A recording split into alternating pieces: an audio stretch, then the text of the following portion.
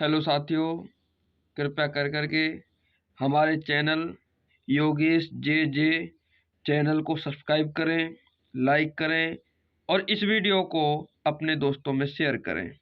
इसके साथ ही साथियों, हमारी वीडियो जो है शुरुआत में कुछ ख़राब आ रही हैं, परंतु हम अपनी कमियों को निखार रहे हैं। इसलिए साथियों, आप हर एक वीडियो को देखें।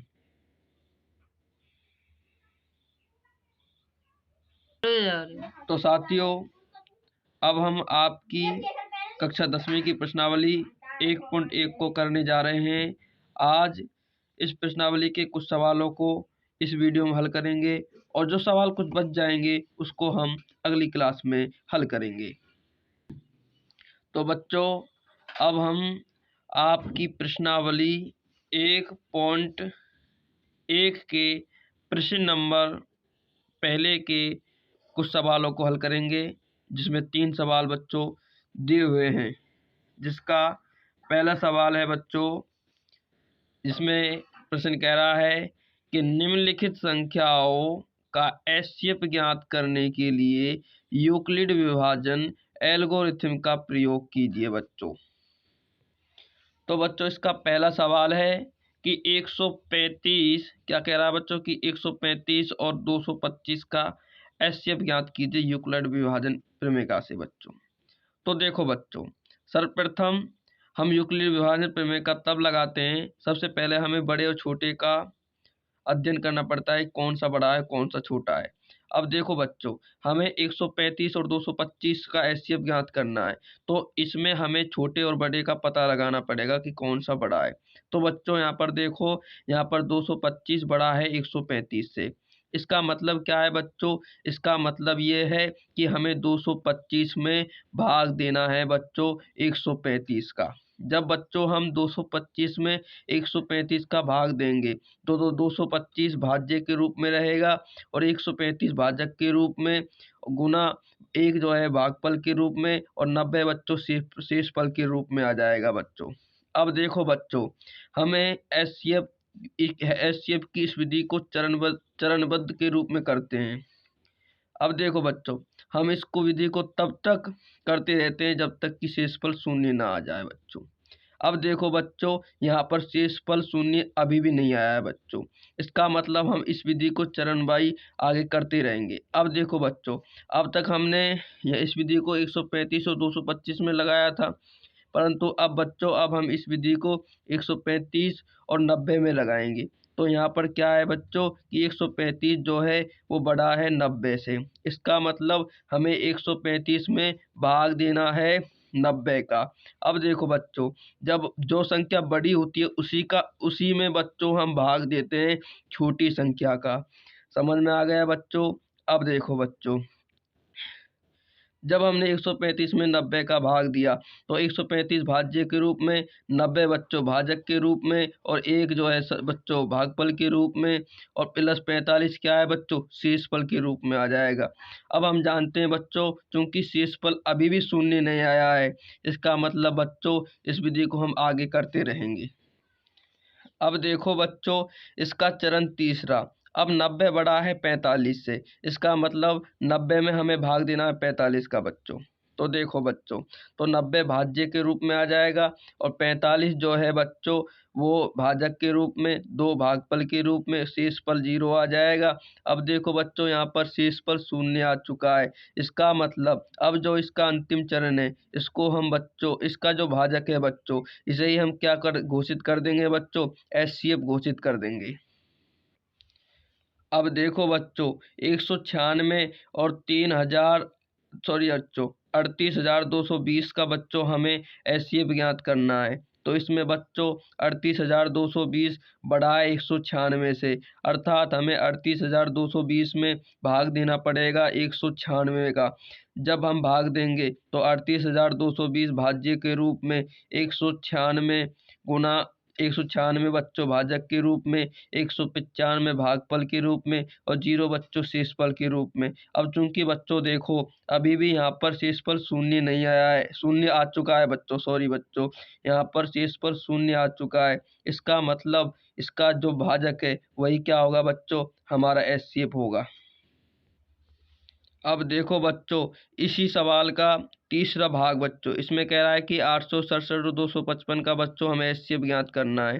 ठीक उसी प्रकार बच्चों इसमें चरण पहला शुरू हो चुका है, जिसमें 867 बच्चों बड़ा है 255 से, अर्थात 867 में हमें भाग देना है 255 का बच्चों। अब देखो बच्चों, यहाँ पर 867 भाज्य के रूप में, 255 भाजक के रूप में, 3 बच्चों भागफल के रूप में और 102 जो है बच्चों वो शेषफल के रूप में आ जाएगा बच्चों। किसके रूप में बच्चों? शेषफल के रूप में। अब इस विधि को बच्चों, अब देखो बच्चों यहाँ पर शेषफल अभी भी शून्य नहीं आया है। इसका मतलब अब हमें इस विधि को 255 और 102 में, क्योंकि बच्चों हम भाजक और शेषफल में तो इस विधि को लगाते चलते हैं ना बच्चों चरणवाई। तो देखो बच्चों, अब 102 और 255 में लगा दिया बच्चों। 102 जो है बच्चों वो छोटा है 255 से, अर्थात 255 बड़ा है 102 से, तो हमें 102 का भाग देंगे 255 में बच्चों। तो हमें भाज्य बच्चों यहाँ पर, तो यहाँ पर बच्चों भाज्य 255, भाजक बच्चों 102 बच्चों, और यहाँ पर भागफल 2 और बच्चों 51 शेषफल आ जाएगा बच्चों। अब बच्चों कृपया करके यहाँ पर ध्यान दो, शेषफल अभी भी 0 नहीं आया है। इसका मतलब इस विधि को हम आगे चरणवाई कार्यरत रखेंगे बच्चों। अब हमें बच्चों 51 शेषफल और 102 भाजक में इस विधि को लगाएंगे। अब देखो बच्चों, 51 से बच्चों 102 बड़ा है, इसका मतलब 102 में हम 51 का भाग देंगे, जैसा कि बच्चों दिखाया हुआ है। अब बच्चों देखो, 102 भाज्य के रूप में आ जाएगा, 51 जो है बच्चों वो हमारा भाजक के रूप में, 2 बच्चों भागफल के रूप में और 0 बच्चों शेषफल के रूप में आ जाएगा। अब देखो बच्चों, यहाँ पर शेषफल शून्य आ चुका है, इसका मतलब अब जो भाजक है वही हमारा क्या होगा बच्चों? एचसीएफ होगा, अर्थात एचसीएफ 51 होगा बच्चों।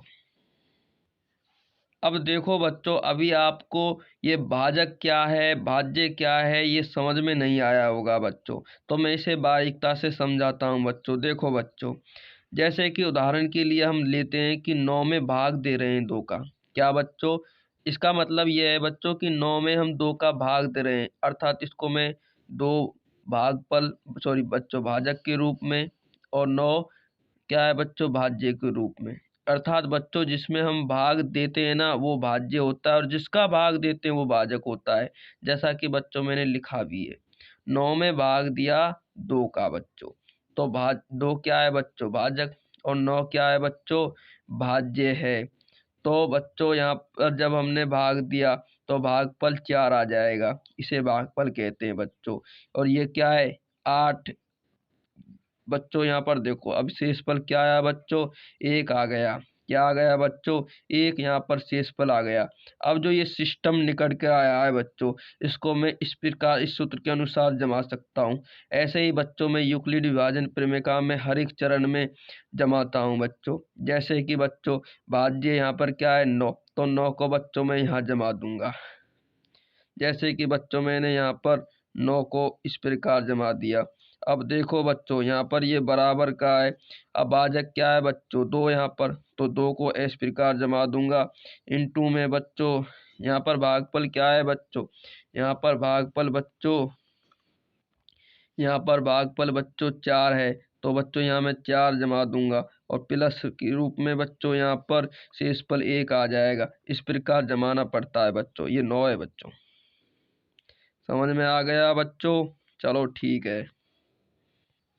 अब देखो बच्चों, आपकी प्रश्नावली 1.1 का प्रश्न बच्चों 2, जिसमें कह रहा है कि दर्शाइए कि कोई भी धनात्मक विषम पूर्णांक। अब देखो बच्चों, यहाँ पर यदि ये धनात्मक विषम पूर्णांक की बात कर रहा है तो हमें a बराबर बच्चों धनात्मक विषम पूर्णांक ही मानना पड़ेगा।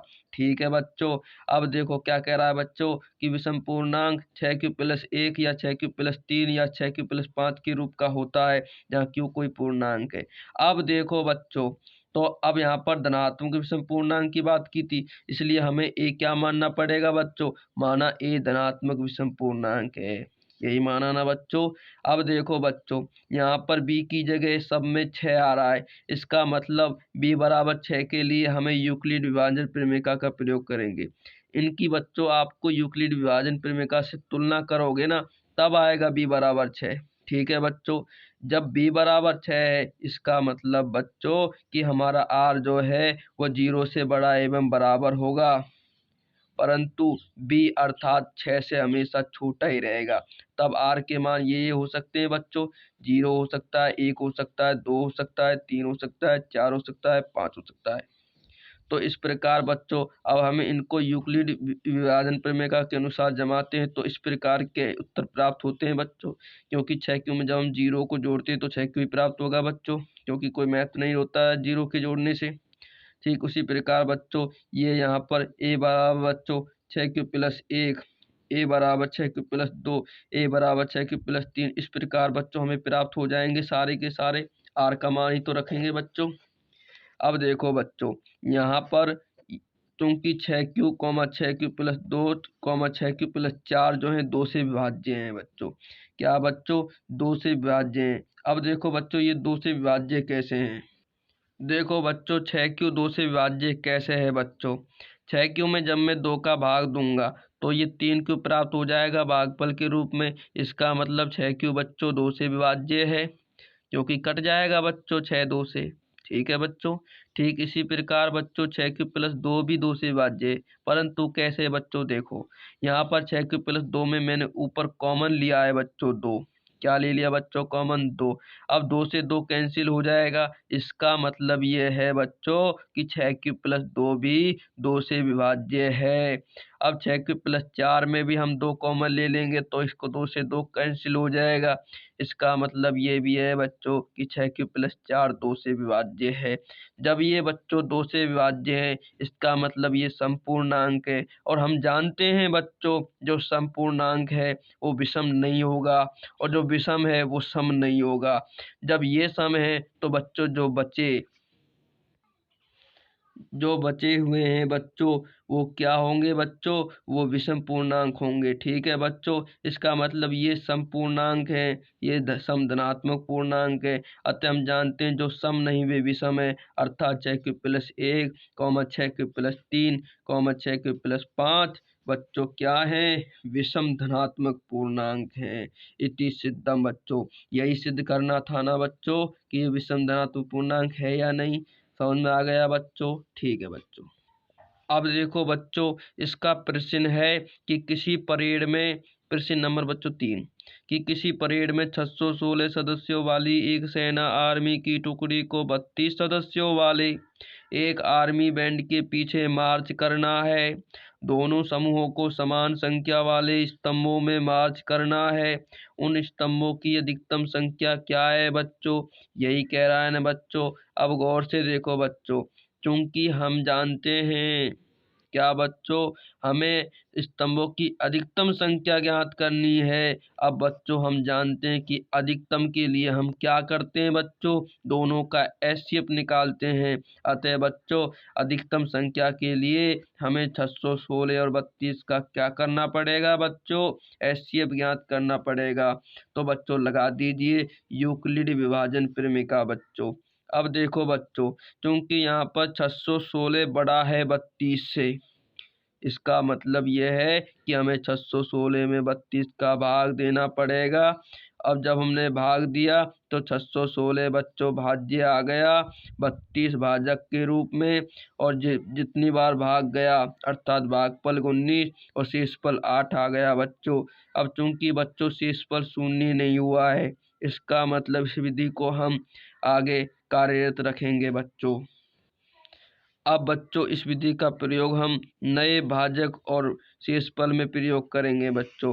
तो ये 32 और 8 में इसका प्रयोग करेंगे बच्चों। तो 32 और 8 बच्चों, अब 32 और 8 में 32 बड़ा है बच्चों 8 से, इसका मतलब 32 में हम बच्चों भाग देंगे बच्चों 8 का। किसका बच्चों, 8 का भाग देंगे। तो यहाँ पर 32 ये है भाज्य के रूप में आ जाएगा बच्चों, 8 भाजक के रूप में, 4 बच्चों भागफल के रूप में, 0 शेषफल के रूप में। चूंकि बच्चों शेष शून्य आ चुका है, इसका मतलब अब जो अंतिम चरण जो चल रहा है इसका जो भाजक है वही क्या होगा बच्चों, एचसीएफ होगा। अर्थात एचसीएफ बराबर बच्चों हमारा 8 प्राप्त हो गया। ठीक है बच्चों।